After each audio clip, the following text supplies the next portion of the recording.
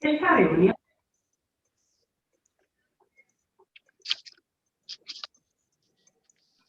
No se escucha, Jota. Tiene que volver a empezar. Está mudo. Tiene que volver a empezar, Jota.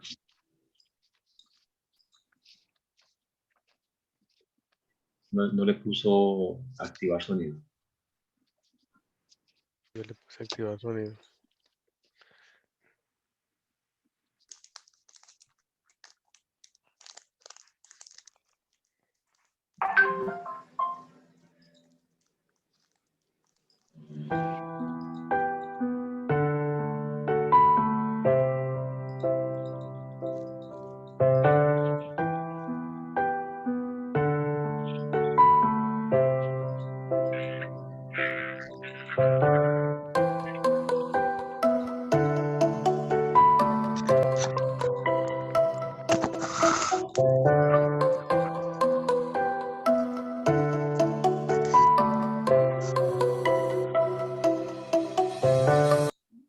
Muy buenas noches para todos. Bienvenidos a su café virtual de todos los lunes a las 8:30 hora de Bogotá. Estamos muy complacidos de poder acercarnos a todas las personas que de alguna manera nos colaboran, sirviendo de modelo de su vida, cómo ha sido transformada a través del libro Durantia. Este es un programa que pretende de alguna manera seguir estos ejemplos o tener estas enseñanzas para la vida práctica. Hemos tenido invitados de lujo y por supuesto hoy tenemos también una persona maravillosa que desde Costa Rica se está conectando. Es una persona que como profesional se graduó en la Universidad de San José y allí tuvo la oportunidad de ser físico matemático. Además, durante más de 23 años fue profesor universitario. Estamos hablando de un personaje que ha ido cambiando constantemente en su vida las diferentes etapas. Eh, es una persona que llegó a ser director de la policía a nivel general en Costa Rica y lo más increíble fue que fue corredor de motos. Es un personaje que nos va a aportar mucho en el día de hoy y se trata nada más y nada menos que de don Guillermo Sáenz. Don Guillermo Sáenz ha tenido la gentileza de estar con nosotros hoy, así que lo dejo en manos de Angelita y de don Wilson para que nos comparta de su vida y por supuesto en la segunda parte del programa continuaremos analizando el documento 34 acerca del espíritu infinito y ahí es la parte donde todos podemos participar, donde todos podemos aportar desde nuestro conocimiento y desde las preguntas que quieran hacer. Muchas gracias. Así que, de nuevo, muy buenas noches. Angelita o Wilson, queda en sus manos. Bueno, Angelita, dame un segundito, ya te doy la palabra. Guillermo, ¿verdad? Qué bueno tenerla a usted aquí, tener un gran líder, un líder de Costa Rica, actualmente presidente de la Asociación Urantia de Costa Rica. De verdad, bienvenido. Como ya Jota lo estaba diciendo, este es un programa de inspiración y motivación para todos nosotros, que vemos cómo hay muchas acciones, muchas actividades que se hacen alrededor del mundo, no solamente en la lectura, incluso no solamente en las conferencias, sino también a través de un gran servicio que es trabajar en una asociación. Y todas las actividades que ya ahorita a bien tiene comentarnos Guillermo. Bueno, Angelita, Gracias, Wilson, muchas gracias. Bueno, yo también saludo a todos, muy buenas noches. Feliz y dichosa de estar con ustedes nuevamente. Sé que me extrañaron y yo los extrañé mucho. Ustedes son parte de mi colágeno, de mi vitamina. La verdad me hicieron mucha falta. Bueno, don Guillermo, muchas gracias por permitirnos conocer algo de toda la historia que usted nos va a contar. Y para empezar, hay algo en el eslogan que nosotros escribimos que me da mucha curiosidad y me encantaría que nos hablaras sobre eso. Y el eslogan dice, del escepticismo al libro de Durantia. Cuéntenos por favor qué es lo que significa ese eslogan y cómo fue que llegó allí. Bueno, primero un cordial saludo para todos. Vamos a hacer un esfuerzo para no desentonar con personas tan significativas y de calidad que me han antecedido. Mi intención, como es un café, es algo no muy formal en el sentido de tomar un tema a fondo. No tengo la intención de dar una biografía mía exhaustiva, no es la idea, sino tocar aquellas partes de lo que me ha correspondido vivir que de alguna forma haya incidido con el camino a la espiritualidad que estoy pretendiendo tomar de la mano del libro de Urantia. Mi vida siempre fue bastante cambiante. No sé qué fue lo que pasó, tal vez fue una mala costumbre, pero como cada 5 años o una cosa así, cambiaba de ocupación. La vida es relativamente fácil, progresar no es tan complicado. Y, digamos, yéndome muy atrás, por cierto que bastante atrás, una niñez normal, una adolescencia normal, la juventud con errores como todo el mundo y aciertos. Aciertos como por ejemplo algo que ahora me he dado cuenta que me ha sido de utilidad, como fue una gran apetencia por la lectura, por el estudio, pero siempre en medio de una especie de discernimiento. Yo no sé si para esa forma un poco inquisitiva que tengo de ser, hubo una ayuda indirecta de parte de mis educadores. Eran unos señores de un colegio católico, muy pacientes, por cierto, pero eran padres dominicos. Los dominicos sabemos que son bastante estrictos, su parte dogmática. Uno de mis entretenimientos en esas épocas, como entre los años 50 y 60, era preguntarle a los padres cosas que después de todos los días que teníamos que ir a misa y luego una prédica de 15 minutos, siempre quedaban dudas. Uno preguntaba a alguno de los padres de confianza, tal situación no me parece lógica, ¿por qué Jesús, siendo inocente, tiene que pagar pecados por gente culpable? ¿No cree que el papá de Jesús, el padre, está siendo un poco injusto, poner en riesgo a su hijo inmerecidamente? Ellos tenían formas de contestar, por supuesto. Normalmente era golpearle los dedos a uno y Carlos, o a veces explicar algo, pero con mucha reticencia. Muchas veces me dijeron, esa explicación está en la Biblia, pero la Biblia no es para todos. La Biblia es para que nosotros, los sacerdotes, la estudiemos, la entendamos, la interpretemos y esa interpretación se las pasemos a ustedes. Ahí fue donde comencé yo a pensar, bueno, ¿por qué tengo que aceptar una interpretación ajena? Porque yo no puedo tener mi propia interpretación. Bueno, posiblemente eso me hizo buscar temas espirituales desde el colegio, del colegio en adelante. Cuando tenía, creo que 20 años, ya había leído todos los libros de Lobsang Rampa. De hecho, estaba comenzando a sentirme un poco seguidor de él y comenzaba a admirar a las culturas orientales.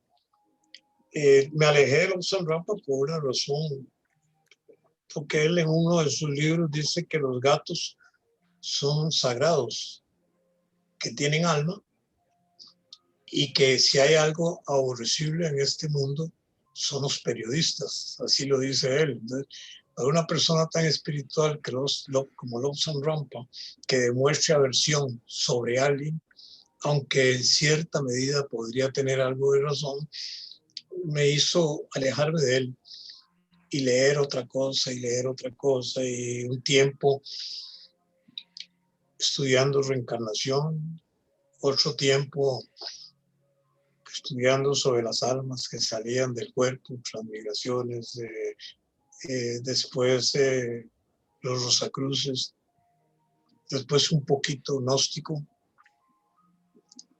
Dejé el catolicismo porque era tanta la insistencia de ellos de confundirme que salieron ganando.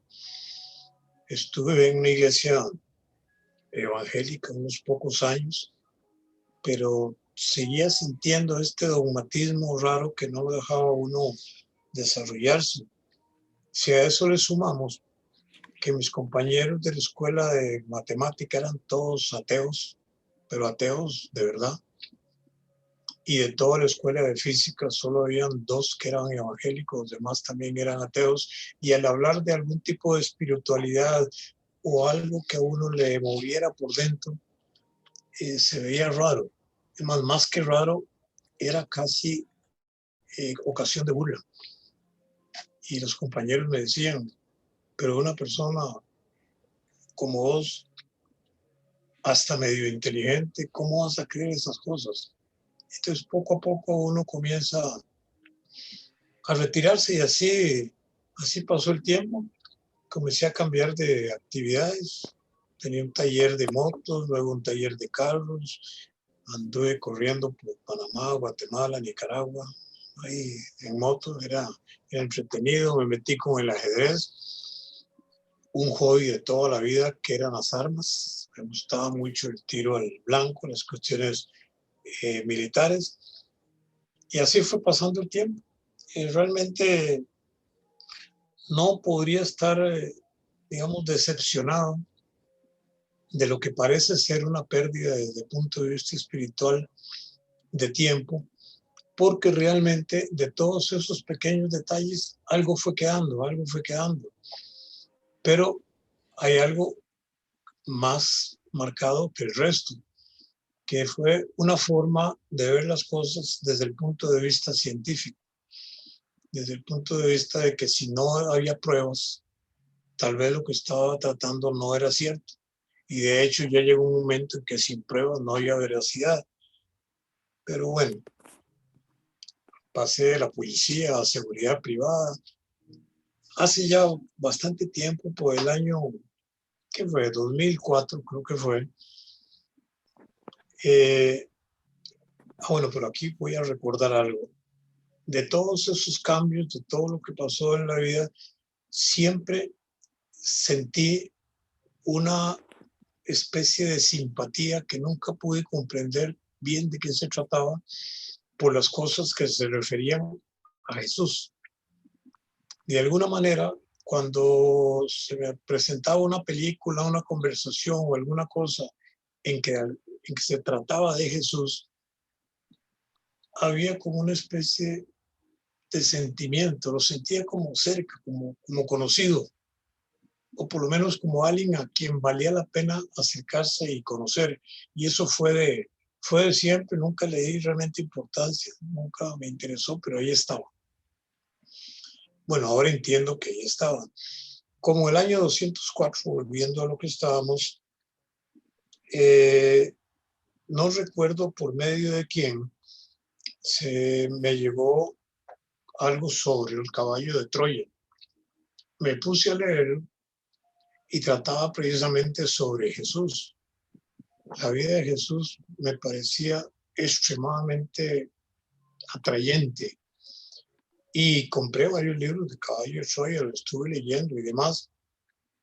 Claro que el problema era que yo suponía que era un libro fantástico, que me hubiera gustado que fuera la realidad, pero en el comienzo del libro, cuando se tocan los antecedentes científicos que le permitieron a Benítez llegar tener esa información, había cosas evidentemente chocantes con los conceptos científicos, como el viaje en el tiempo y algunas cosas más. Entonces eso hizo que no que me decepcionaras, pero por lo menos de que no era lo que yo esperaba. O sea, me hubiera gustado muchísimo que la vida de Jesús, como la presenta Benítez, fuera la vida verdadera de Jesús. Me puse a buscar por internet y entonces me encontré que alguien decía, ya hace muchos años, para recordar quién, pero que alguien decía que este señor Benítez había tomado gran parte del argumento de sus libros de un libro llamado el libro de Urantia. Busqué en internet y demás y ya encontré su libro de Urantia. Bajé partes de él y lo imprimí ahí en la oficina. Toda la vida completa de Jesús me llenó mucho, o sea, me sentía muy bien, pero siempre en el fondo seguía este sentimiento de decir, lástima que esto fuera verdad. Con que yo quisiera que fuera verdad, no lo iba a ser verdadero. Comencé a tocar otras partes del libro y ahí sí ya no me pareció la cosa. Porque una primera parte del libro muy fantasiosa. Estas palabras no son mías de ahora, son del 2004, 2005. Me parecía muy fantasioso la primera parte. Y la otra parte, lo que se refería a el universo y la Tierra y los planetas y todo, aparecían varios errores que algunos eran pasables, pero otros eran muy marcados. Sobre todo cuando tocaban en el área que yo sentía más o menos manejar. Por haber estudiado física, pues me gustaba bastante la astronomía, tenía idea de algunos cálculos y cosas que podían hacerse, como por ejemplo que el libro de Urantia nos dice que Mercurio presenta una cara al Sol todo el tiempo. Y lo calculé y lo recalculé y lo requete revisé y eso no es cierto. Cambia cada 3 años la posición de esa cara, entonces ya me hizo dudar un poquito. Traté de buscar y comencé a encontrar cabos sueltos, como la confusión que hay entre constelaciones y otras cosas. Entonces, tal vez por mi misma decepción de que no era lo que yo quería, aunque me gustaba mucho, dije, no, es una lástima, pero yo voy a, tal vez desenmascarar no sería la palabra correcta, pero por lo menos podríamos decir, poner en evidencia que mucho de esto no está funcionando. Entonces, por eso fue que ya por el 2005 ya había leído bastante sobre eso y me puse a buscar en internet alguna información de personas con quien comunicarme. Alguien que no recuerdo quién fue, pero cada día creo más que fue Wilson. De alguna forma le llegó a conocimiento de él que yo quería información y me dio el nombre de una persona aquí en Costa Rica que me podía comunicar con él y que esa persona tenía un grupo, que tenía ya una asociación formada. Se trataba del doctor Francisco Arias. Entonces lo localicé, lo fui a buscar a la casa, hablé con él y comenzamos una amistad, comenzamos a trabajar juntos. La asociación se inscribió, él era el presidente de la asociación. Por cierto que la personería ya se nos venció hace un tiempo, ya no existe la personería de nuestra asociación, pero bueno, es punto y aparte. Entonces, a través de él conocí a otras personas y demás, hicimos el audio del libro de Urantia, entre él y yo cogimos unos meses para eso, se pasó a la fundación.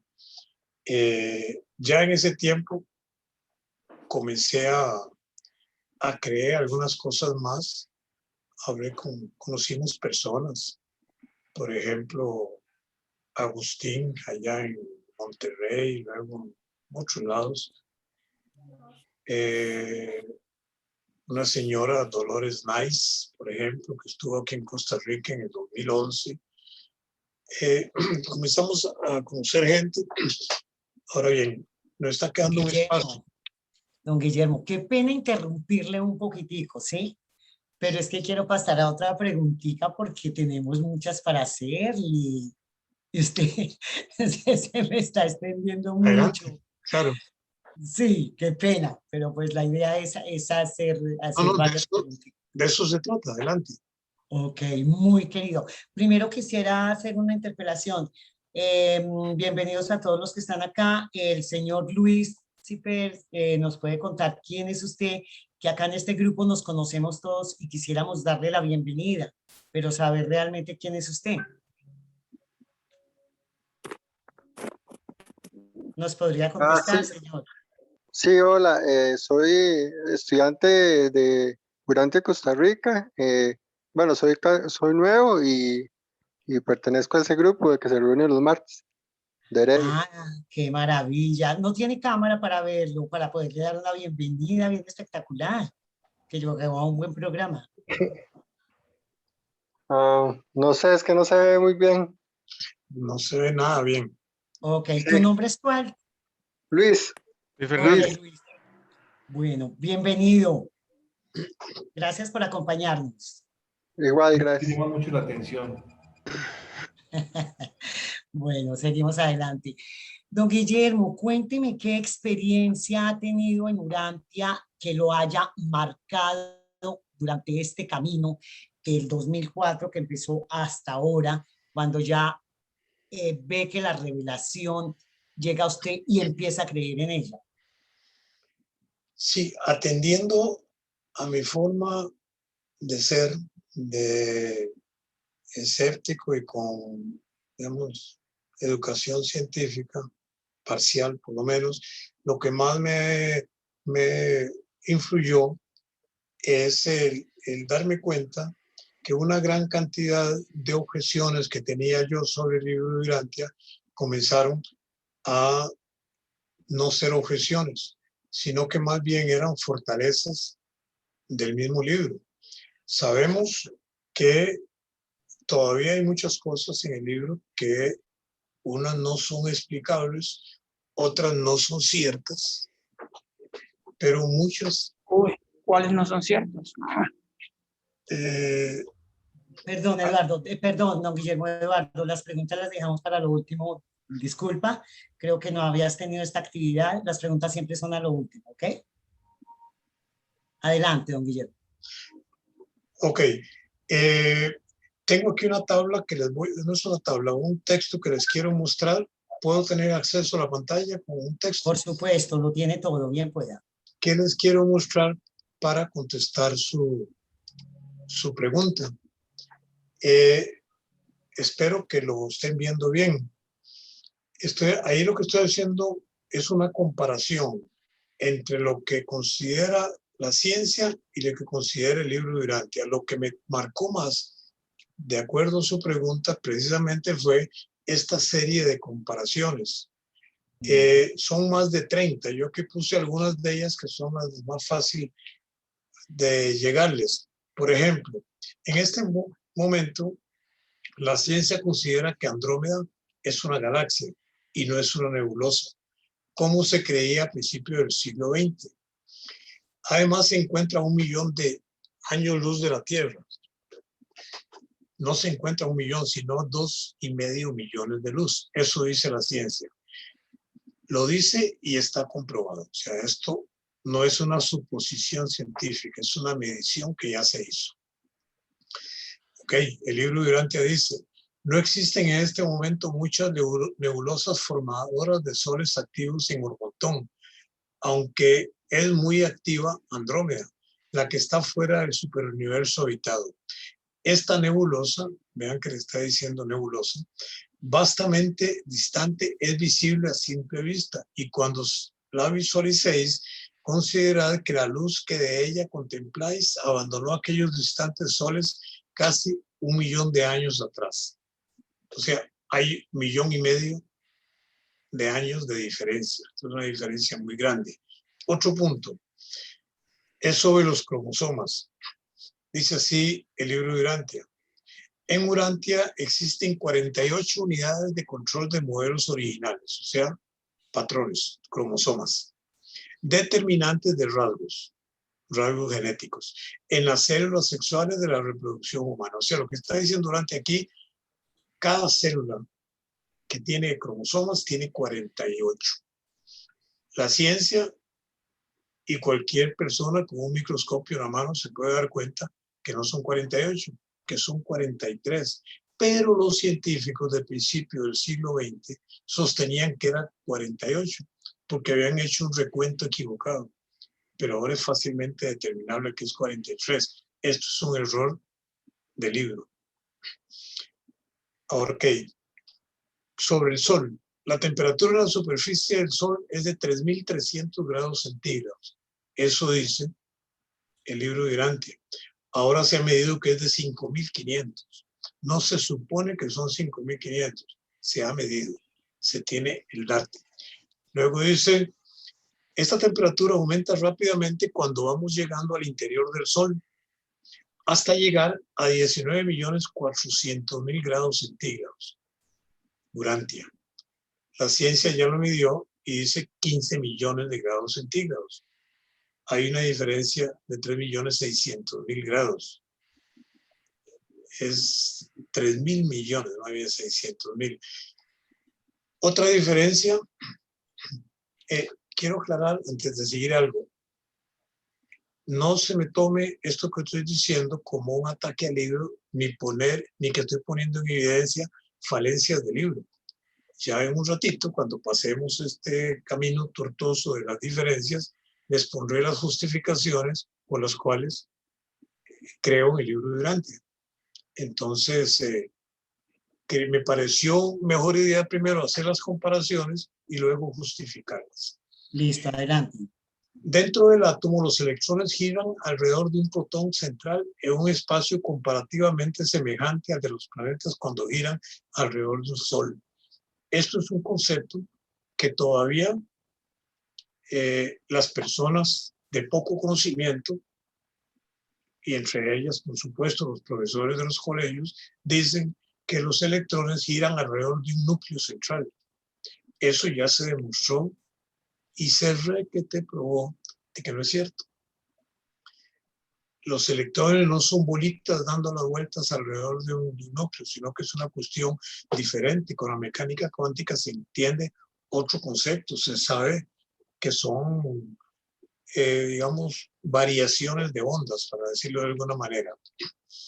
Luego, el libro de Urantia dice, los protones cargados y los neutrones no cargados del núcleo del átomo se mantienen juntos por la función reciprocadora del mesotrón, que es una partícula de materia 180 veces más pesada que el electrón. La ciencia dice que el muón, que es del mismo mesotrón, el libro de Urantia, pero con un nombre diferente, una de las partículas elementales, que no es la única, tiene una masa 200 veces mayor que el electrón y no solo 180. Esta es una diferencia y la marqué aquí en azul porque no es tan significativa. Es únicamente un 10%. Lo que pasa es que los corrimientos electrónicos en los átomos se miden con centésimas de 1%. Entonces un 10% no parece ser mucho, pero a la hora de una valoración experimental sí lo es. Okay. Luego hay una serie de personas que combatieron directamente el libro de Urantia. Hay un señor que es muy conocido, que por cierto no recuerdo el nombre, no era tan conocido entonces, que se llama Martin Gardner. Este señor escribió un libro muy bien documentado, aparentemente muy bien hecho, sobre el libro de Urantia, criticándolo de una forma muy, muy dura y demostrando aparentemente más de 40 inconsistencias en el libro. Lo que pasa es que este señor, después de precisamente porque un periodista español lo entrevistó, reconoció que solo había leído menos de la cuarta parte del libro de Urantia y una sola vez. Y muchas de las cosas que él daba como inválidas, el mismo libro posteriormente las corregía o las aclaraba. Entonces, todos los argumentos de él comenzaron a caerse, pero siempre quedaron algunos como esos que citamos más arriba. Luego hay otras cosas. Don Guillermo, Señora. vuelvo y lo interrumpo, qué pena. Es que como este programa consta de 2 partes, nos encantaría pasar a la parte donde justifica el por qué llegó al libro de Urantia. Ya nos dio las diferencias como físico, como hombre de ciencia que es. Ahora nos puede contar la otra parte. Bien, después de estar leyendo cosas a favor y cosas en contra, tenía que enfrentarme a mí mismo. O sea, todos somos bien claros que aunque uno muy a menudo cree que las luchas principales están fuera de uno, es en el mundo, no es tan cierto. Sobre todo cuando uno ya pasa los 30 años, como yo, y comienza a darse cuenta que hay problemas no resueltos que son problemas internos. Entonces, a la luz de lo que el libro de Urantia enseñaba y sobre todo en la cuarta parte del libro, tomé un tiempo para examinar algunas cosas internas mías. Por cierto que eso fue un consejo que me dio el doctor Arias una vez que estuvimos mucho rato hablando. Me dijo que tenía que revisar detalles. Y así es, y uno se va dando cuenta que sí, que tal vez por alguna forma de orgullo equivocado o prepotencia mal entendida, puede creer que no necesita corregir cosas, pero uno descubre cosas que hay que corregir. Y el buscar esas correcciones y el leer el libro de Urantia me permitió entender que el libro de Urantia, además de un libro que define el universo, las deidades y la vida de Jesús, tiene otro punto que es muy importante, que es un libro de vida. Es un libro que enseña a vivir. Es un libro que nos dice cómo corregir cosas de alguna manera. Y entonces fue casi como una especie de libro de psicología, más bien, en los principios, que me ayudaba en muchas de las cuestiones. Poco a poco lo fui cambiando, comencé a valorar situaciones. Ahí fue que me di cuenta que yo no soy muy tolerante a veces, que no tengo facilidad para socializar, no porque por ningún problema de falta de apreciación personal, sino que principalmente por decepción con la gente. Tal vez los tiempos de estar en la policía y otras cosas más me hicieron conocer muchas personas que realmente yo me preguntaba, ¿cómo es posible que digan que estas personas son mis hermanos? Cuando entre ellos había violadores y asesinos y ladrones y todo lo demás. Entonces, eso es muy difícil de llegarle. Para personas como por ejemplo que tienen una espiritualidad muy avanzada, que son personas buenas, como estaba oyendo a doña Josis en varias ocasiones y una vez personalmente, puede ser que eso no sea complicado. Pero cuando uno lleva una vida en que va alternando en muchos tipos de actividades y algunas de ellas no se distinguen por la espiritualidad, sí comienza a ser una lucha interna. Lo que puedo decir del libro de Urantia no es recomendar cosas de él para los demás. Es decir, que muchas de las cosas que he logrado cambiar en no mucho tiempo ha sido por cosas que dice en el libro. Y a veces me basta con llegar a uno de los discursos de Jesús y leer un pedacito, 5 o 6 renglones, y eso me aclara más que un montón de años en otras disciplinas. Entonces, eso realmente es, yo sé que tal vez es injusto para el libro, pero en muchos casos lo he tomado como un libro de ayuda personal. Sé que no es para eso, pero para mí tiene mucho valor en ese. Así lo aplica, así lo aplica. Don Guillermo, le vamos a dar paso a 3 preguntitas nomás que le hagan de acá, porque luego ya pasamos a la segunda parte. Entonces yo le rogaría que dentro de las preguntas diera una respuesta corta para que todos puedan participar, ¿sí? O sea, no hable tanto. ¿Sí? Yo no lo dije, yo no lo dije. Bueno, ¿quién alza la mano? ¿Quién quiere hacer la pregunta? Creo que Eduardo tenía una pregunta lista. Tienes que activar el micrófono. Marcelino, adelante. Don Guillermo, felicitaciones. Buenas noches a todos. Un gran abrazo y Micael para todos. Me alegra mucho saludarlo y le felicito por su experiencia y por su sinceridad, estimado Guillermo. Tuve la alegría de conocerle en Bogotá en el 2016 y envió un mensaje a Venezuela que lo compartí y fue muy estimulante. Estimado Guillermo, mi pregunta es, en primer lugar, ¿cómo hace usted para transmitir, por ejemplo, a un ateo? Usted se encuentra un ateo que realmente diga no creo en Dios. O sea, ¿de qué manera le puede transmitir esa experiencia suya con el libro a un ateo, por ejemplo, estimado Guillermo? Y le felicito porque el libro es de ayuda personal. No es que lo tomó, es de ayuda personal. Entonces, ¿de qué manera trataría usted de conversar con un ateo, una persona que le dice que es ateo, estimado Guillermo? Un gran abrazo y felicitaciones por toda su experiencia.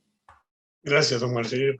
Sí, bueno, el ateo no se me hace algo ni extraño ni muy lejano, porque bastaría con recordarme a mí mismo a finales de los años 50. Hubo un tiempo en que tuve ese problema, no sé si es un problema, pero me consideraba ateísmo, pero no era cualquier ateo, era un estudioso, fundamentado y buen ateo.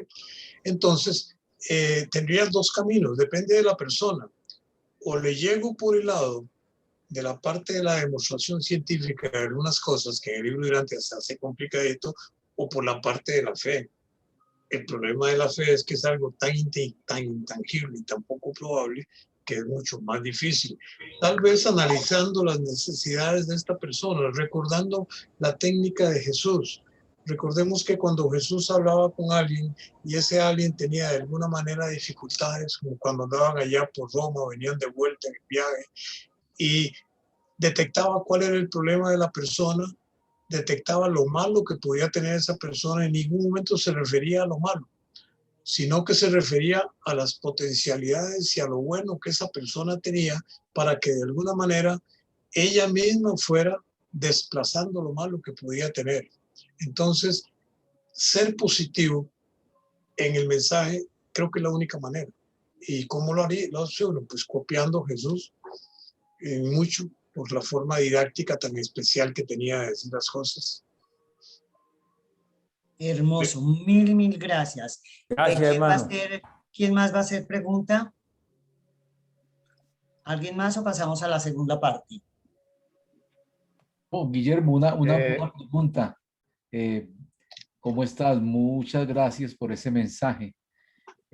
¿No ves un poco que el libro de Ulantia reconcilia ciencia y religión? ¿Cómo lo ves tú desde la óptica como científico? ¿Hay un punto de encuentro entre la ciencia y la religión allí muy claro? ¿O supera la ciencia humana? Pero hay ciencia también, indudablemente. Sí, lo que pasa es que depende del tipo de religioso que estemos hablando y el tipo de científico. En los dos campos hay dogmatismos.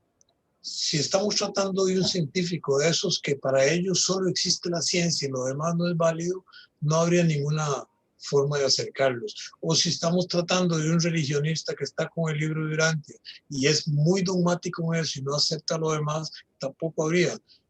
Estas especies de simbiosis entre urantiano, ideas urantianas y ideas científicas se dan únicamente si las dos partes tienen la buena disposición de congeniar las ideas, porque de hecho el libro de Urantia tiene mucho de científico, pero hay que entendérselo, porque no es una ciencia predictiva, es una ciencia del momento. Por eso es que a veces aparecen errores en el libro de Urantia, y son errores, no es que estén equivocados, sino que son cosas que los mismos reveladores dicen que no pueden predecir porque sería adelantar situaciones que el hombre todavía no está en capacidad de conocer. Y entonces no es que sean mentiras, es que son verdades a medias que mal interpretadas parecen falsedades y no lo son. No sé si con esto le contesto la pregunta. Maravillosa la aclaración, ¿cierto, Armando? Sí, sí, claro, muy bien. Okay. Chicher alzó la mano. Adelante, Chicher, y esta es la última pregunta. Yo tengo no, estaba Eduardo. Estaba Eduardo. Es que Eduardo no alza la mano, por eso yo no le había dicho. Adelante, Eduardo, sé breve, por favor. Sí, el señor mencionó algo al respecto de la interpretación de la Biblia en el comienzo de la exposición. ¿Existe alguna forma, según su punto de vista, de establecer unos parámetros hermenéuticos para la interpretación del libro de Urantia? Sí, el problema es que el libro de Urantia no es un libro para ser interpretado. No es como la Biblia u otros libros que dependen mucho de la interpretación que el lector le dé. El libro de Urantia es un libro descriptivo que nos da una realidad desde el punto de vista de unos reveladores. Pero el análisis del libro y de su contenido, como para describir y tratar de deducir algo, casi que sería una contradicción con el objetivo del mismo libro. Porque el libro se dio como una revelación y nos dicen, ahí está el libro, ahí está la revelación, tiene dos caminos, lo cree y no lo cree.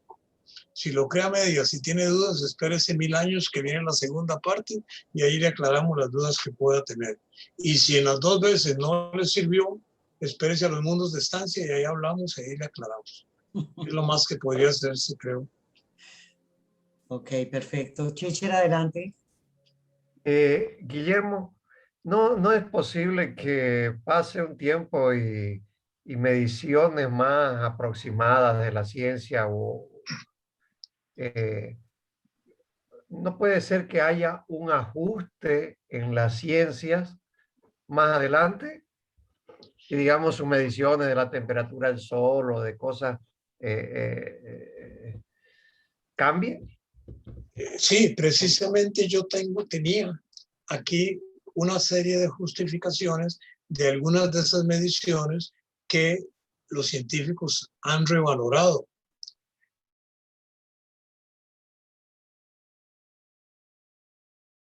Doña Ángela pensó que... Pero sí hay correcciones, de hecho, que se pueden dar. Ahora, un científico no tiene mucha autoridad moral para criticar fallas del libro de Urantia cuando precisamente los científicos son los que han cometido los errores más descomunales en la historia de la humanidad. Las correcciones más grandes las han hecho los científicos. Si usted se pone a revisar la mecánica clásica de Newton con la mecánica cuántica actual, estamos hablando de 2 temas totalmente diferentes y los científicos han tratado de arreglarlo pues por aquello de que como son los científicos, son los más prestigiosos, no se ven muy bien quedando mal. Pero no, de hecho ya hay correcciones que faltan, pero algunas ya se han dado.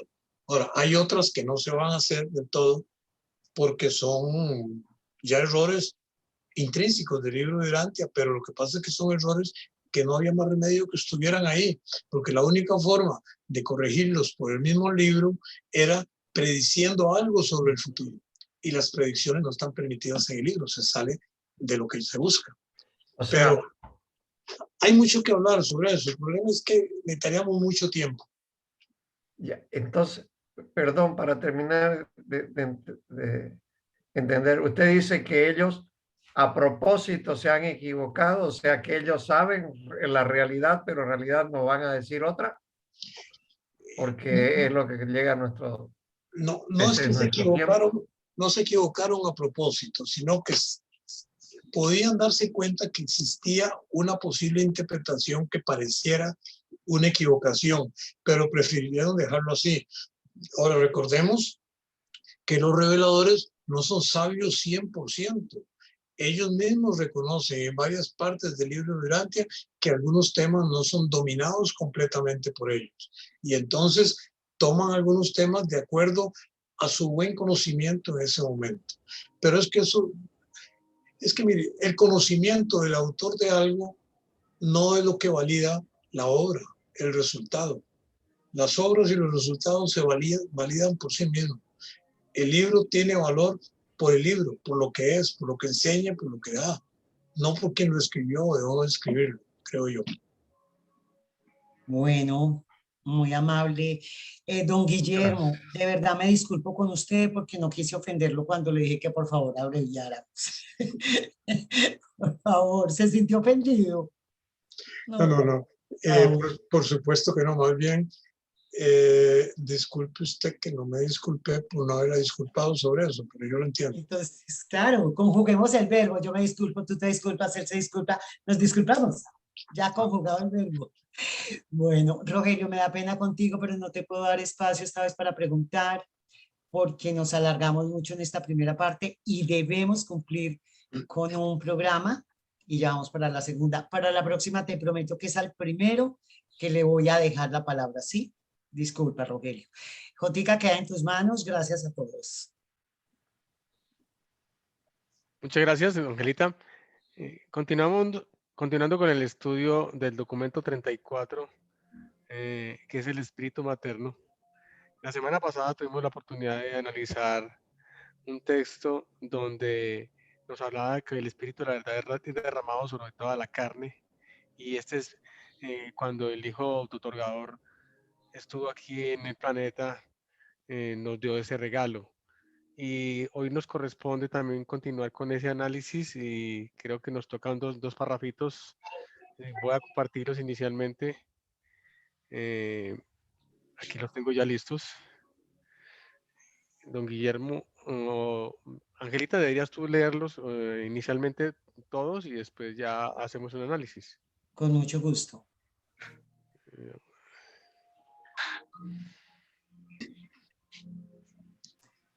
Preguntémosle a don Guillermo, ¿usted quiere leer o quiere que yo se lo lea a don Guillermo? Mi garganta le agradecería mucho que usted lo leyera. Claro que sí, con mucho gusto. Gracias por el honor. Aunque el espíritu de la verdad es derramado sobre toda la carne, este espíritu del Hijo está casi completamente limitado en función y poder por la recepción personal del hombre de aquello que constituye la suma y substancia de la misión del Hijo autootorgador. El Espíritu Santo es parcialmente independiente de la actitud humana y está parcialmente condicionado por las decisiones y cooperaciones de la voluntad del hombre. No obstante, el ministerio del Espíritu Santo aumenta su efectividad en la santificación y espiritualización de la vida interior de aquellos mortales que más completamente obedecen las guías divinas.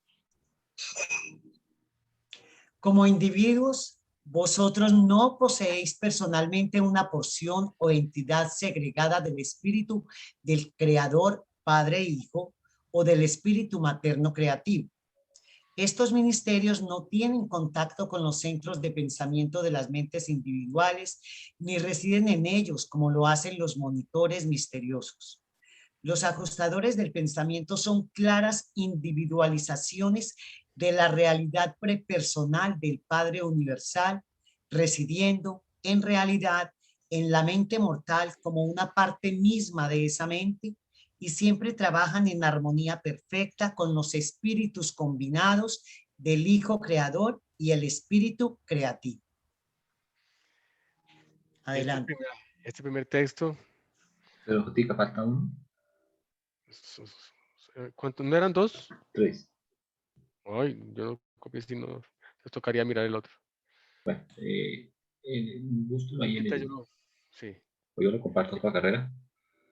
Yo lo tengo acá. El libro. Ok. Ah.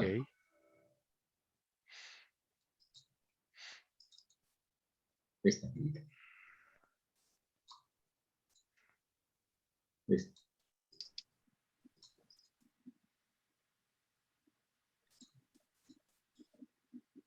Angelita, ¿puede leer este? Sí, señor. la presencia del Espíritu Santo, de la hija del universo, del Espíritu infinito, del Espíritu de la verdad, del Hijo del universo, del Hijo eterno, y del ajustador Espíritu del Padre del paraíso en un mortal evolucionario o junto a él, denota simetría de ministerio y dotes espirituales y condiciona a tal mortal para comprender conscientemente el fe hecho de la filiación de Dios.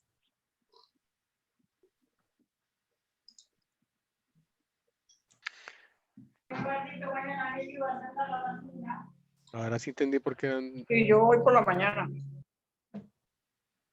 Recordemos, Jotica, que Pablo nos quiere compartir algo al final, ¿no? Antes de acabarse el programa. Correcto.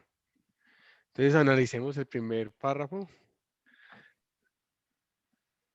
Por ejemplo, a mí se me ocurre pensar en esta parte, cómo el Espíritu Santo parcialmente independiente coopera para aumentar la santificación. ¿Qué es eso de la santificación, por ejemplo? ¿Quién me ayuda? Pero Jotica, que don Guillermo, si tiene alguna opinión frente a este documento o a este párrafo. Sí, es que el Espíritu de la verdad tiene un objetivo principal, que es el dar a conocer en una forma limitada la esencia propia de lo que es Micael.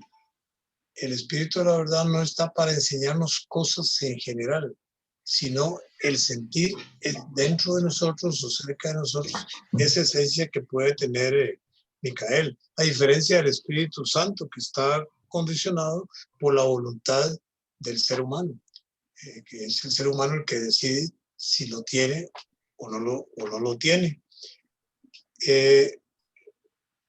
Lo dice, bueno, no quiero ser repetitivo, pero lo dice ahí que los mortales que más obedecen la guía divina mejor pueden obtener espiritualización en su vida interior. O sea, si la guía divina es obedecida, más fácilmente podemos tener espiritualización. Entonces se convierte como en un círculo vicioso, aunque la palabra vicioso no es la propiedad en este caso. Si se tiene más comprensión y más voluntad de aceptar la enseñanza o la influencia más bien de este espíritu, se tiene más espiritualización, y si se tiene más espiritualización, se adquiere facilidad para recibir esa enseñanza. Esa es la idea de este párrafo. ¿Alguien de los presentes quiere ayudar a complementar este texto o un comentario al respecto? Yo haría un comentario breve que me llamó la atención, que es una limitación del espíritu parcial. Es parcialmente independiente de la actitud humana y parcialmente condicionado. O sea que la respuesta humana es fundamental para que obre con efectividad, pero no es absoluta. Me pareció, esa palabra parcial creo que no es gratuita y nos da toda la dimensión del texto. Tal vez con esta palabra, perdón, con esta palabra lo que se quiera decir es que se debe respetar el libre albedrío. O sea que el hombre tiene, el ser humano tiene en última instancia la decisión final de aceptar o no aceptar. Interesante. Pero yo veo que está planteando en dos cosas. Uno, que hay una limitación. Todos los seres, o sea, el espíritu de la verdad está limitado. Y el Espíritu Santo también. Entonces la pregunta es, ¿en qué está limitado el Espíritu de la verdad? ¿Y en qué está limitado el Espíritu Santo? Entonces vale la pena el discernimiento, porque ahí nos va a dar claridad.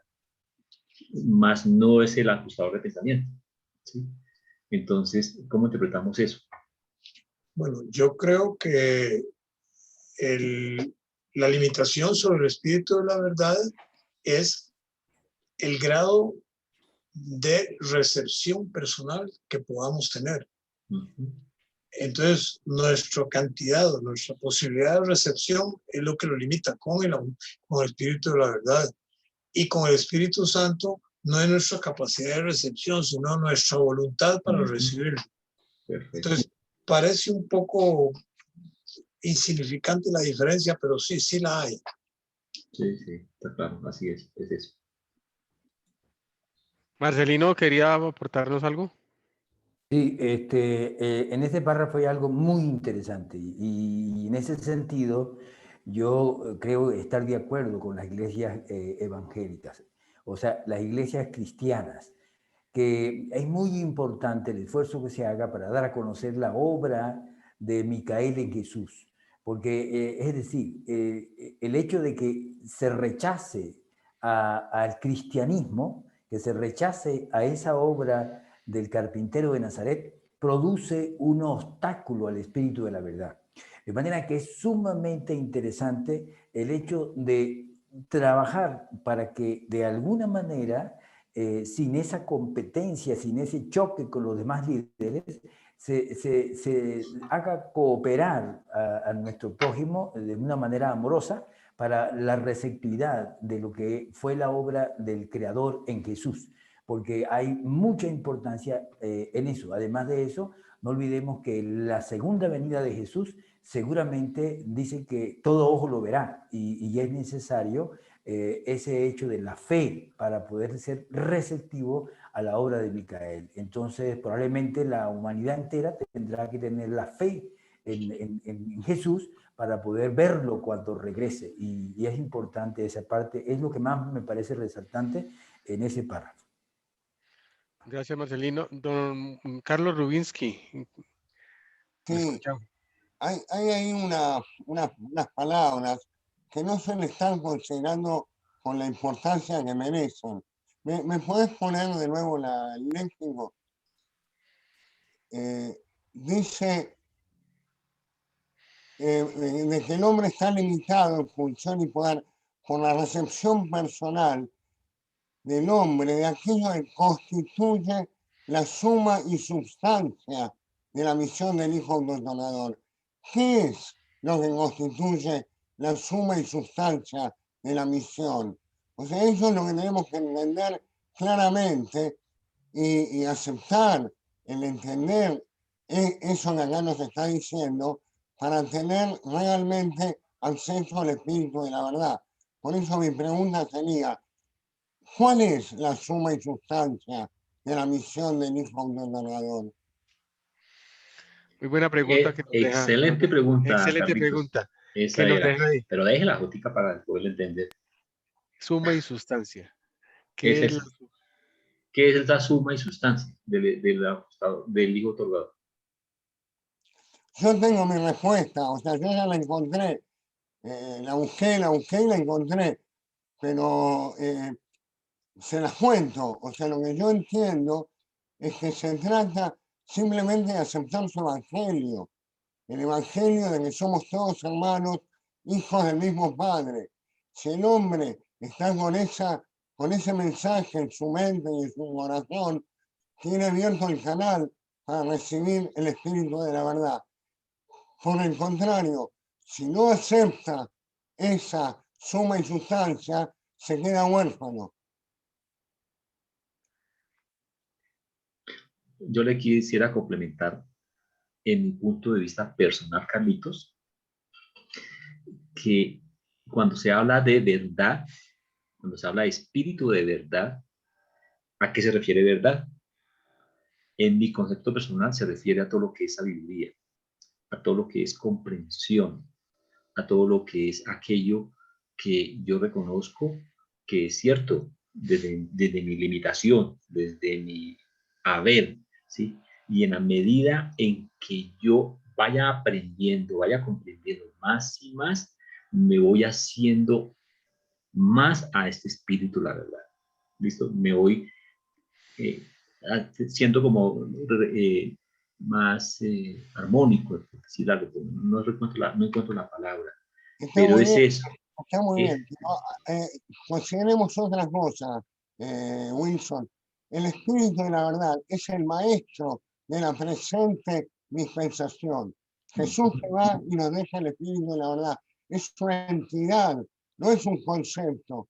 Es una entidad presente para los que abren su corazón a Jesús. El que no lo recibe, no lo recibe. No estamos hablando de la verdad, estamos hablando del espíritu de la verdad. El maestro actual de esta dispensación, de esta época planetaria. Esta época planetaria está enseñada, dirigida, orientada por el Espíritu de Jesús, el Espíritu de la verdad. Ok. Bueno. Listo. ¿Alguna otra opinión frente a esta pregunta que Carlitos no hizo, olvidemos, que es importantísima? Wilson, no olvidemos lo que dice los reveladores, que el Espíritu de la verdad os enseñará la diferencia entre la verdad y el error. De manera que Él, por intuición, presentimiento y corazonada, nos va a enseñar la diferencia entre la verdad y el error de cada experiencia de nuestros sentidos. Entonces, es muy importante esa disposición. Con lo que dijo Carlos, se conecta con eso, con esa sustancia de dejarse llevar del Espíritu al aceptar esa obra de Micael. Don Gustavo, desde Australia, quería hacernos una pregunta. Más bien un aporte. Un aporte. Si cada uno de nosotros nos conectamos con el Espíritu de la verdad y aumentamos la fe, la iluminación divina nos da a entender la sustancia de la esencia de lo que vino a mostrar el Hijo autootorgador. Y ahí es cuando entro yo a decir cosas que van a parecer la locura del mundo, aquí y ahora, porque cuando yo entiendo que el maestro autootorgador vino a decirme a mí, tú eres un hijo de Dios, y si crees en mí, podéis hacer mejores cosas que las que yo hago, me está diciendo el Maestro Jesús a mí. Es la locura. Porque rompo con toda la teoría, con todas las enseñanzas, con todas las equivocaciones que a través de mi nacimiento y mi transcurrir en crecimiento espiritual se me voltean de tal manera o creo. Marcelino. No hay discusión. No hay discusión. No hay alegatos. No. La luz del Padre Celestial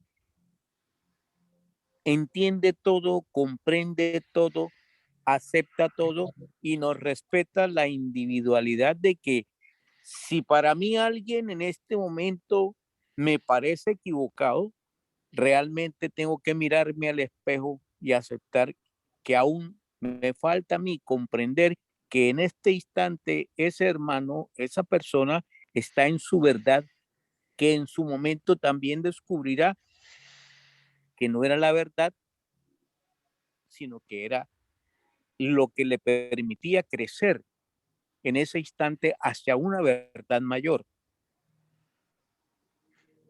Antes de gracias, don Gustavo. Antes de que Pablo levantara la mano, don Gabriel había levantado la mano o me pareció.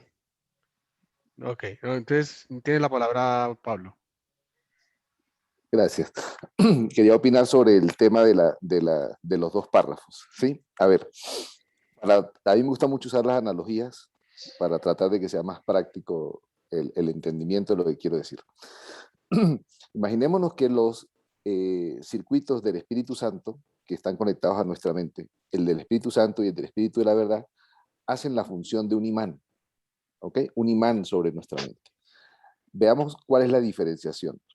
Cuando una criatura ya toma una decisión moral, vamos a volver al tiempo de Andoni Fonta, cuando ya su mente es capaz de contactar al espíritu de adoración y el espíritu de sabiduría, en ese momento esa mente entra circuitada al Espíritu Santo. ¿Por qué? Primero, porque eso es una prerrogativa de los humanos, de las personas que ya pueden hacer, que ya podemos hacer reflexión de pensamiento, ¿sí? ¿Cuál es la intención de conectarnos al Espíritu Santo? Porque como un imán empieza a atraer, a elevar nuestros pensamientos para que busquemos el entendimiento de las realidades espirituales. Siendo ya humanos, necesitamos poco a poco ir desarrollando el entendimiento de una realidad más allá. ¿Ok? Y entonces esa es la función del Espíritu Santo, hacer que nuestra mente cada vez más busque una explicación o encuentre una explicación de esa otra realidad que no podemos ver, que no podemos probar, pero que de alguna manera estamos reflexionando sobre ella. ¿Mm? La intuimos. Entonces, exactamente. Por eso puse el ejemplo de un imán, porque es como una atracción de la mente hacia ese lado. Y por eso no se requiere que haya una totalidad de conciencia sobre esta atracción. ¿Sí? Por eso el Espíritu Santo funciona de una manera bastante independiente, ¿sí? De nuestra posición. Aunque, por supuesto, si nosotros nos motivamos a buscar mayores explicaciones en la realidad espiritual, entonces estamos facilitándole el trabajo. En pocas palabras, es como volverse Pepito preguntón. Preguntas y el Espíritu trata de responder de acuerdo a la capacidad que cada uno tiene de reciprocidad con ese funcionamiento de ese circuito del Espíritu Santo, ¿sí? Entonces, en resumen, el Espíritu Santo atrae nuestros pensamientos, los eleva para que entendamos realidades que están más allá del mundo material. Y eso hace que haya cierta independencia en cuanto a lo que nosotros, a la conciencia que nosotros podamos tener de esa función. Por supuesto, si tenemos más conciencia de esa función, le ayudamos en su trabajo, básicamente. Ahora, cuando en un planeta ya viene un hijo otorgador, en este caso que vino el hijo creador, y se derrama el espíritu de la verdad, primero, Carlos dijo hace un momento, ¿a qué vino? Bueno, el hijo creador vino a revelar el Padre a nosotros, a la humanidad, a vivir una vida como criatura y al hacerlo de esa manera, vivir la vida como criatura, revelarle la criatura a Dios. Cómo una criatura en nuestras condiciones puede tener una vida lo más posible cercana a la verdad, ¿sí? En esa revelación. Entonces, siendo esa la función que vino a ser el Hijo Creador a nuestro mundo, cuando se derrama el Espíritu, necesitamos nosotros, ahí lo acaban de poner aquí, dice, fíjense lo que dice aquí, no, esa no era la parte que estaba mencionando. Bien, ellos dicen allí los reveladores, que se requiere una conciencia de nuestra parte en querer saber cuál era la...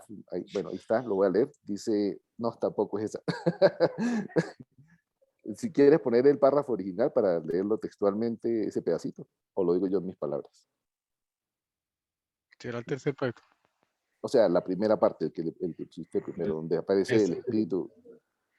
Exactamente ese. Fíjense que ahí dice, aunque el espíritu de la verdad fue derramado sobre toda la carne, este espíritu del Hijo está casi completamente limitado en función y poder por la recepción personal del hombre de aquello que constituye la suma y sustancia de la misión del Hijo otorgador. ¿Cuál fue la misión del Hijo otorgador? Revelarnos al Padre a nosotros y revelarle al Padre como una criatura creada por el Hijo creador en este caso, puede vivir su vida en búsqueda de la verdad.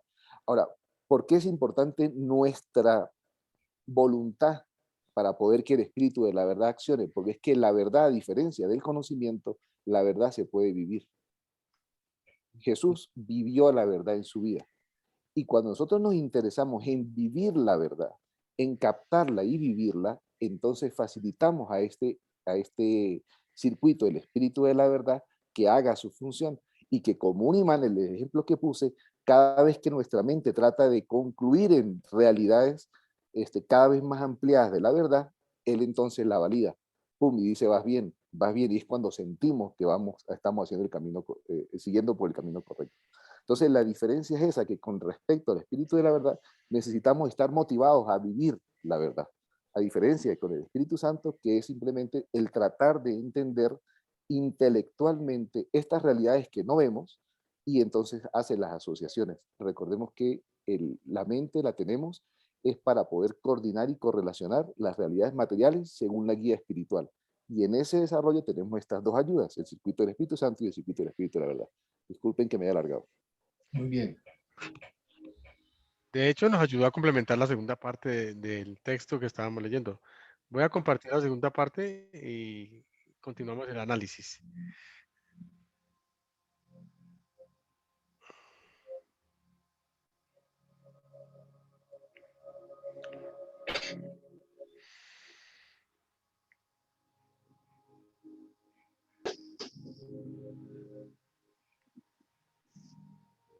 Angelita, ¿nos haces un pequeño resumen de esta parte?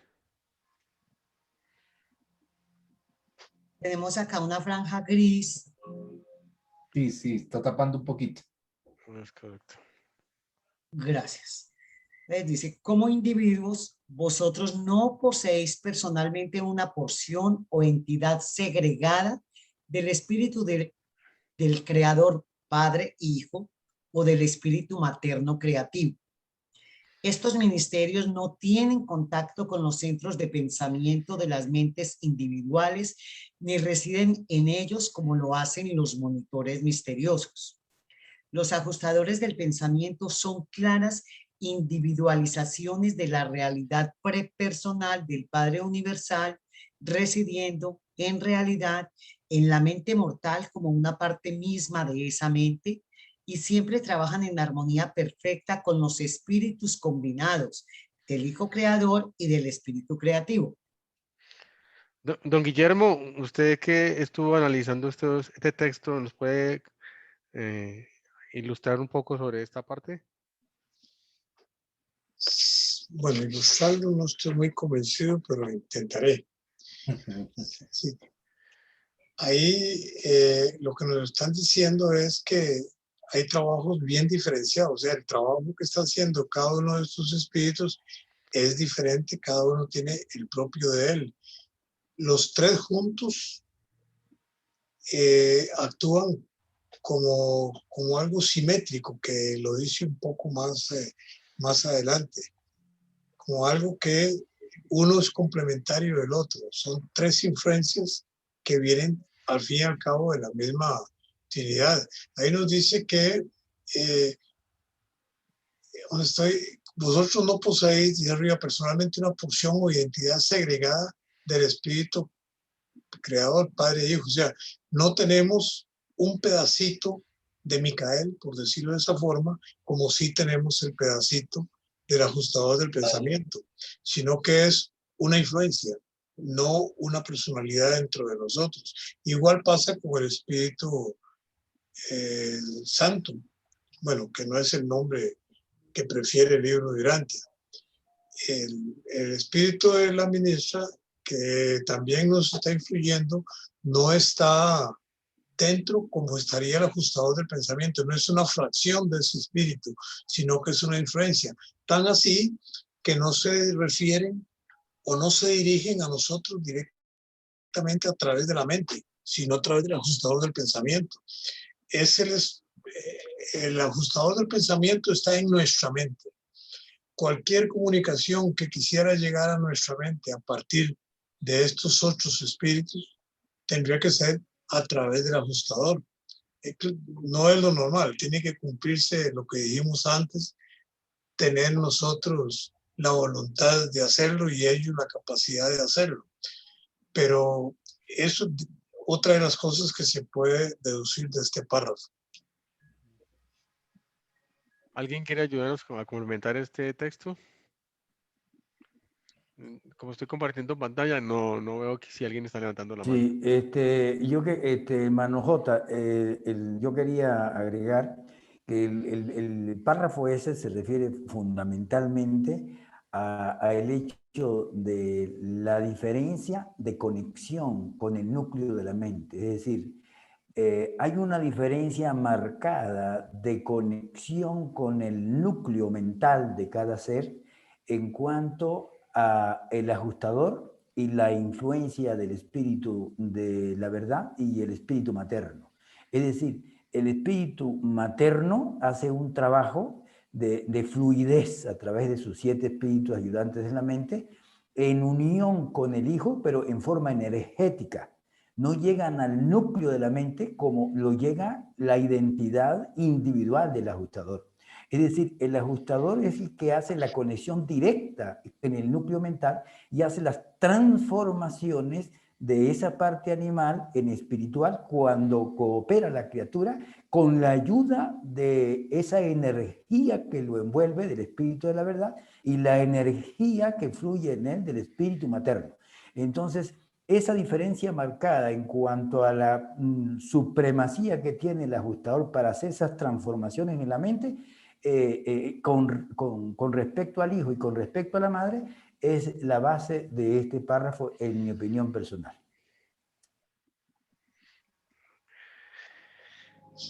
¿Quién más quiere complementar?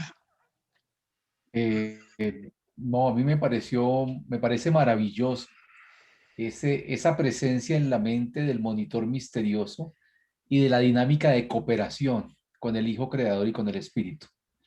Y esa cooperación es para fortalecer ese circuito de gravedad del Padre y todo eso. En alguna parte durante, en alguna ocasión leí que el Espíritu del Hijo nos envuelve. Yo creo que en esa cooperación debe haber muchísimas funciones que no precisa el libro, pero que enriquecen la experiencia espiritual, como decía Pablo, y nos ponen en consonancia y en ese camino de búsqueda y orientan el alma hacia el centro de gravedad de la isla del paraíso a través del Hijo. Entonces me parece que esa cooperación de esas personalidades es misteriosísima, preciosa, fulgurante y absolutamente reveladora. Jota, yo tengo una pregunta. Podría decirse que la verdadera esencia, voy a decir una necedad, ¿no? Por favor, con todo el respeto. La verdadera esencia es lo que se logra a través del ajustador de pensamiento y lo que es el Espíritu Santo. El Espíritu, la verdad, son medios para encontrar esa esencia final. O sea, es como si el Espíritu Santo y el Espíritu, la verdad, son los que están apoyando para que el trabajo que viene a hacer el ajustador de pensamiento lo haga. Es eso. Por eso no existen en nosotros esas dos entidades. ¿Podría interpretarse así? Pablo, levantaste la mano. Usted, Jota. Pero es que, mira, que... O sea, puede que esté equivocado. Yo no estoy diciendo que yo no estaba aseverando nada, sino estoy preguntando para darle un entender a este párrafo. Porque los tres trabajan en conjunto, pero ¿cuál es la esencia real? La misión del ajustador de pensamiento. El Espíritu Santo y el Espíritu de verdad apoyan a esa misión a través de uno que entrega la mente, el que entrega el cuerpo, el que entrega la materia, el que entrega la experiencia, y el otro el que entrega la atracción, la sabiduría, la verdad, en fin, el crecimiento espiritual. No sé, estoy en esa pregunta. No digo que simplemente en señal de pedagogía. Pero mira también que el que se comunica con ellos es el monitor misterioso. Pareciera que no somos nosotros. No, no es que no somos nosotros somos apenas... El monitor es el que se comunica con ellos. Exactamente, o sea, ellos dos apoyan al ministerio, al ajustador de pensamiento. ¿Listo? Y el ajustador de pensamiento es el que está directamente con nosotros. Está dentro de nosotros, sí. Sí. Entonces, por eso, entonces la pregunta es esa, sí, la esencia final es el ajustador de pensamiento. ¿Sí? Comentar algo rapidito sobre eso. Cuando en nuestro planeta, por ejemplo, antes del otorgamiento universal de los ajustadores del pensamiento, es decir, que las personas no tenían ajustadores del pensamiento, el Espíritu Santo, tampoco había Espíritu de la verdad, que sabemos que es desde el Pentecostés, el Espíritu Santo era quien hacía toda la función necesaria en nuestra mente para lograr ese crecimiento espiritual interior. Y lo hacía de manera directa, sin la presencia ni del Espíritu de la verdad derramado, ni el ajustador del pensamiento que está en el centro de nuestra mente. ¿Sí? Estas son influencias externas. O sea, por así decirlo, como que hubiese una torre, disculpen la analogía, como que hubiese una torre de transmisión transmitiendo a través de un circuito y nosotros tenemos en nuestra mente la capacidad de agarrar la frecuencia adecuada y recibir esa comunicación como si fuésemos un radio. Bien, pero lo recibimos desde afuera. La diferencia es que el ajustador del pensamiento habita en el centro de nuestra mente y funciona de esa forma. Las otras influencias son externas. Era eso solo sobre ese punto. Finalicemos ya con el último texto para ya ir concluyendo. Perdón, un segundo. Pero entonces lo que estuvimos leyendo hay que reconocerlo, porque nos dice que el Espíritu de la verdad va a tener el poder de actuar sobre nosotros, siempre y cuando el hombre acepte la misión del Hijo Creador. O sea, si el hombre no cree en Jesús, no tiene acceso al Espíritu de la verdad. Eso entiendo yo. O sea, las otras religiones que hay en el mundo en este momento, que no reconocen a Jesús y a su ministerio, a su misión, están afuera. Por más ajustadores que tengan en la cabeza, por más Espíritu Santo, le falta el tener acceso al Espíritu de la verdad a través de la aceptación de la misión del Hijo Creador. O sea, como dijo, de la suma y sustancia, que para mí la suma y sustancia es el Evangelio de Jesús, el mensaje que nos reconoce a todos como hermanos, hijos de un mismo Dios. Si no tenemos esa convicción, no llegamos a estar en el camino. Mi opinión. Gracias. No, sí, Carlitos, es así es. Sí, es ese reconocimiento y aceptar esa guía divina de estos dos seres. Sí, valió, Carlitos. Ya estamos terminando, entonces vamos a mirar el último texto. Y ya se me perdió, se me hizo. Uy, qué pena, disculpen. Ahí está ahí abajo, ahí enseguida. Es que Se cerró. se me cerró, entonces tengo que volver a colocarlo en pantalla gigante. Ahora sí. Esta es la última partecita que no la tenía, pero ya la pegué. Entonces, Angelita, por favor, ¿nos lo lees? La presencia del Espíritu Santo, de la hija del universo, del Espíritu infinito, del Espíritu de la verdad, del Hijo del universo, del Hijo eterno y del ajustador espíritu, del Padre del paraíso, en un mortal evolucionario o junto a él, denota simetría de ministerio y dote espirituales y condiciona a tal mortal para comprender conscientemente el fe hecho de la filiación de Dios. Justamente lo que nos decía el señor Rubinsky ahora acerca de que tenemos todas estas ayudas y efectivamente la presencia del Espíritu y de la verdad es la que nos convoca sobre, y cuando habla la palabra simetría, o sea que son similares en toda la administración sobre cada persona. Don Guillermo, ayúdenos con esta parte. Bueno, es una parte, es una descripción bien corta. Y lo que puedo inferir de lo que dice es que es una especie de influencia coordinada de los tres por caminos diferentes, pero los tres influyen. El Espíritu Santo influye no sobre la mente, igual que el Espíritu de la verdad, pero aunque no influyan sobre la mente, la influencia parecía estar equilibrada con la influencia del ajustador del pensamiento, porque al hablar de simetría nos está diciendo, por lo menos pareciera, que los tres tienen la misma influencia, pero por caminos diferentes. Correcto. Pero me queda una pregunta, presidente. O sea, los tres hacen una simetría, ¿sí? Simetría de ministerio, o sea, como están coordinados perfectamente en esa acción espiritual y esa otra espiritual. Pero dice, condiciona a tal mortal a comprender conscientemente, y viene la pregunta, ¿qué es fe hecho? De la filiación, ¿qué es fe hecho? O sea, es como dos en una, ¿sí? ¿A qué se refiere? O sea, esos tres simétricamente están prestando un servicio, están haciendo un ministerio y tienen una dote espiritual, pero hacen que ese mortal pueda comprender conscientemente el fe hecho de esa filiación. ¿A qué se refiere ese hecho? Hecho. ¿Quién nos ayuda a entender qué es la palabra fe hecho? Usted la sabe, Jotica, el triángulo, ¿de acuerdo? Porque hay fe Perdón. Dale, Pablo. No, Marcelino iba a hablar. Marcelino. Pablo, adelante, adelante. Listo, No, tengo una adelante. dos y tres. Es que usan la pelota ahí. No, Dale, lo que iba a dale decir Pablo, es- dale Pablo, dale Pablo. Lo que iba a decir es lo siguiente.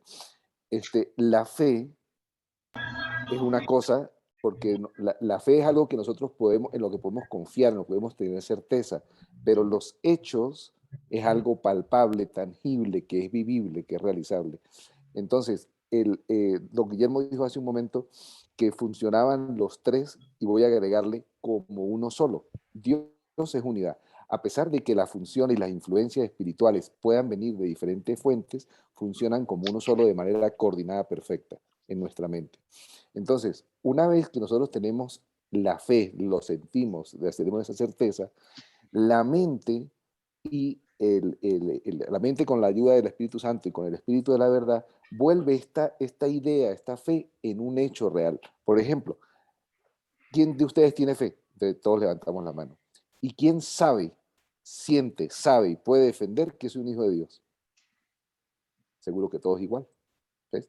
Esa es la diferenciación. La fe y el hecho de la filiación con Dios es posible gracias a la influencia de las influencias espirituales de estas tres agencias. En el caso del Espíritu Santo, el Espíritu de la verdad y la presencia del ajustador del pensamiento. Es un hecho que está presente Dios en cada uno de nosotros. Es un hecho, es no solo por fe, sino por hecho mismo como tal, de que somos sus hijos.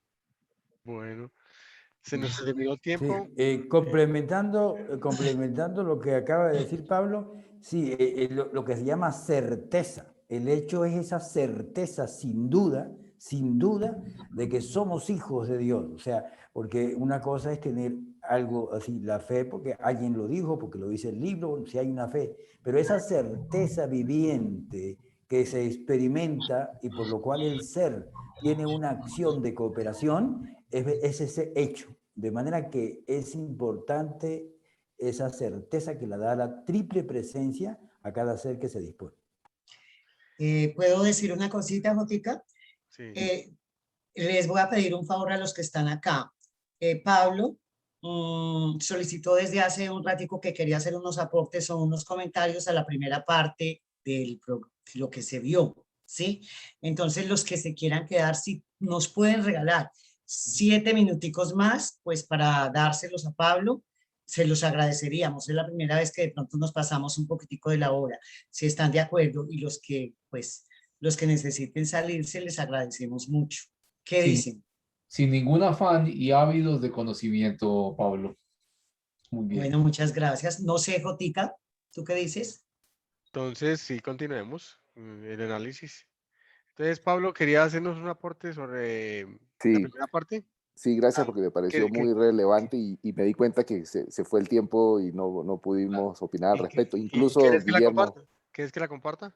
No, no hace falta. Incluso don Guillermo tenía algunas partes que iba él a cotejar con lo primero que había mostrado y pues no dio chance.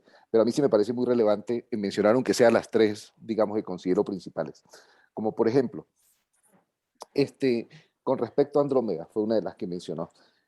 Ok, con respecto a Andrómeda, nuestra ciencia dice que está a 2,5 millones de años luz y Urantia nos dice que está a 1 millón de años luz. En mi opinión, yo tiendo más a creer en lo que nos dice Urantia. ¿Por qué?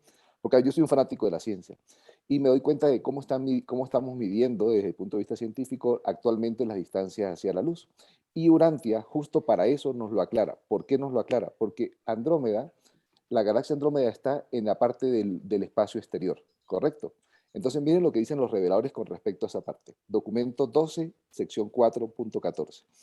Aunque vuestros estimados espectroscópicos de las velocidades astronómicas son bastante confiables cuando se aplican a los dominios estelares pertenecientes a vuestro superuniverso, o sea, nuestra Vía Láctea, y a sus superuniversos asociados, tales cómputos con referencia a los dominios del espacio exterior carecen completamente de crédito. Las líneas espectrales se desplazan de lo normal hacia el violeta por una estrella que se aproxima. Asimismo, esas líneas son desplazadas hacia el rojo por una estrella que se aleja. Muchas influencias se interponen dando la impresión de que la velocidad recesional de los universos exteriores aumenta en la proporción de más de 160 kilómetros por segundo por cada millón de años luz, que aumenta en distancia. Con este método de cómputo y cuando haya telescopios más poderosos, parecerá que estos sistemas remotísimos se están alejando de esta parte del universo a una increíble velocidad de aproximadamente 150.000 kilómetros por segundo. Pero esta aparente velocidad de recesión no es real.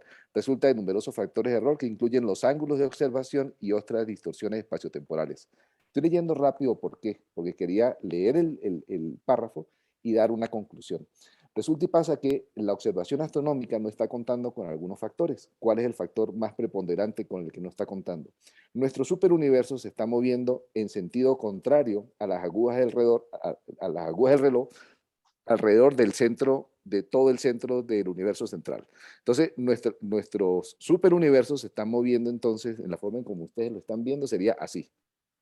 ¿Ok? Pero resulta y pasa que el primer nivel del espacio exterior se mueve en sentido contrario. Entonces es como cuando uno va en un carro, en un canal, y el otro carro viene hacia el otro canal. Cuando la distancia es muy larga, es muy lejos, pareciera que fuésemos a chocar. ¿Sí me explico? Pareciera que fuésemos a chocar. Entonces, cuando nuestros científicos ven hacia el espacio exterior, hacia el primer nivel de espacio exterior, donde está Andrómeda, toda el área de Andrómeda, todo lo que está alrededor, está girando en un sentido contrario, inversamente a como estamos girando nosotros. Y cuando no se toman en cuenta esa diferenciación, porque no se tiene el entendimiento de estos movimientos intercalados del cosmos, entonces los cálculos son equivocados. Eso en cuanto a Andrómeda. En cuanto a lo del núcleo, se estaba hablando hace rato del electrón. Ajá, exactamente, de que los electrones entonces se pensaba que se movían, digamos, como cuerpos totalmente separados alrededor del núcleo, ¿verdad? Hoy en día la física cuántica nos muestra que hay una especie de nube en la que la posición real se puede calcular solamente de manera aproximada, ¿verdad? O sea, es básicamente por probabilidad. No podemos decir el electrón está haciendo así, sino que pero está alrededor del núcleo. Pero es que Urantia también nos aclara sobre ese punto. Fíjense lo que dice. Dice, aunque los átomos pueden contener 1 a 100 electrones orbitales, solo los 10 electrones exteriores de los átomos grandes giran alrededor del núcleo central como cuerpos distintos y discretos. O sea, esta figura que nos mostraban, en el que el núcleo atómico está así y los átomos están girando alrededor, esa figura solamente aplica hacia los 10 electrones más externos. El modelo de un átomo pesado, es en el modelo de Bohr, exactamente. Pero, ¿qué nos dice Urantia con respecto a los que están más cercanos al centro? Que entonces deberíamos de suponer que estuviesen girando allí. No, no es cierto. Urantia dice claramente lo que apenas la física cuántica está viendo en este momento. Fíjense lo que dice. Dice, esta misma relación comparativa, el documento es el 4278 por si lo quieres poner. Cuanto más cerca del núcleo, tanto menos individualidad electrónica hay. La extensión ondulatoria de la energía de un electrón tanto puede difundirse hacia afuera como para ocupar el total de las órbitas menores. Ah, perdón, me eché más adelante. Los 30 electrones más cercanos al centro son de difícil observación o detección como cuerpos separados y organizados. Esta misma relación comparativa de conducta electrónica en relación con la proximidad nuclear ocurre en todos los átomos, sea cual fuere el número de los electrones comprendidos. En otras palabras, todos los electrones que están más cerca del núcleo tienen mayor dificultad de identificación como si fuesen cuerpos separados, porque su propia cercanía hace que el movimiento sea totalmente diferente. Ese es el documento 4278. ¿Sí la viste? No sé sí, cuál correcto. es. Está en el 42.710, es en el 8. Okay.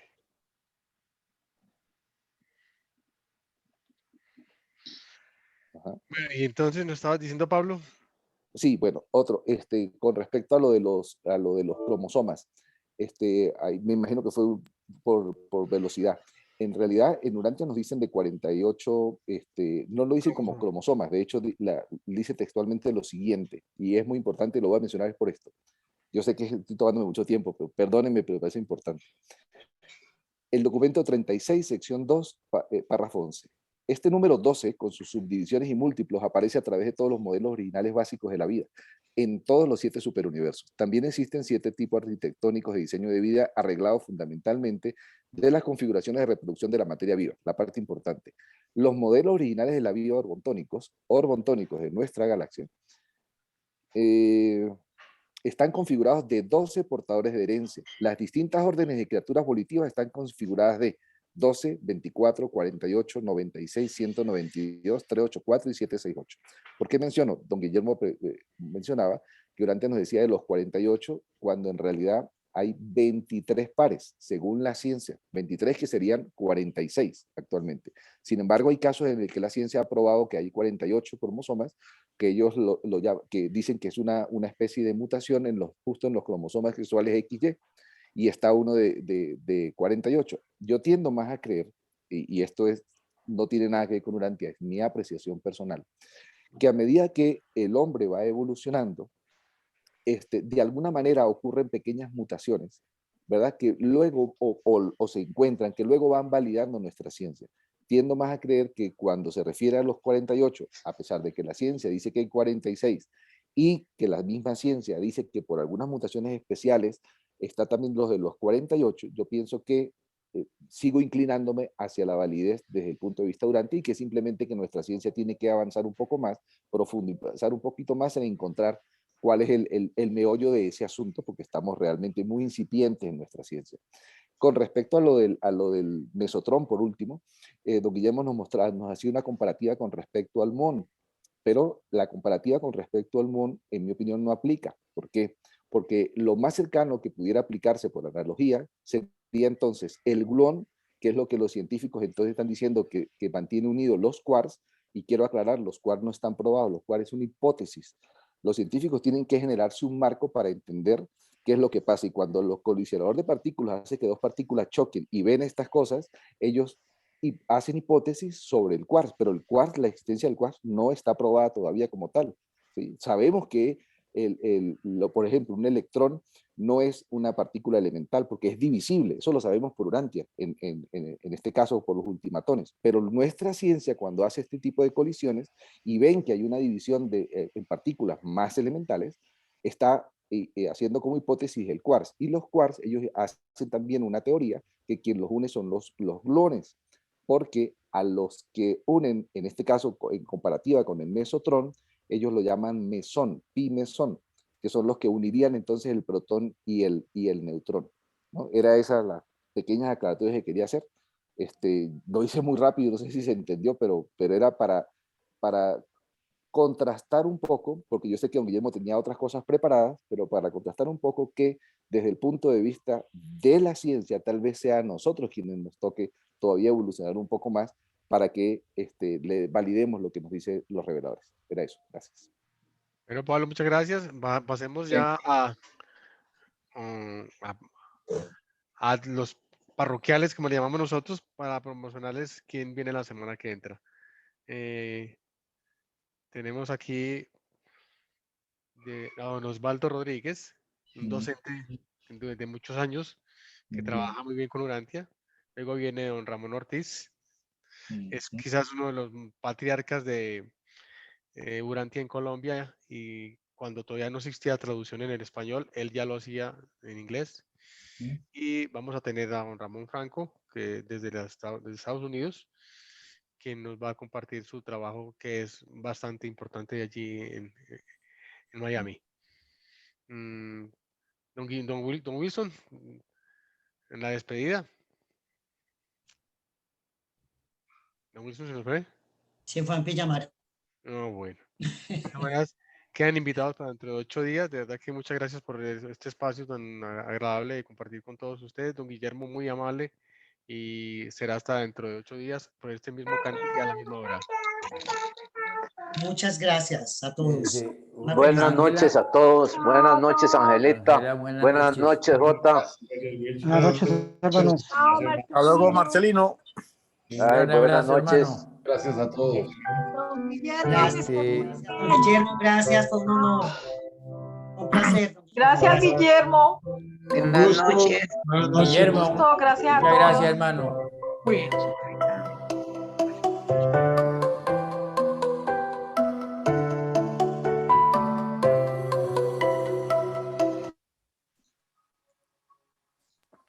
Hermano Grabación. Wilson, Bueno, ¿qué todos, pasó? muchas gracias. Muy amables. La grabación.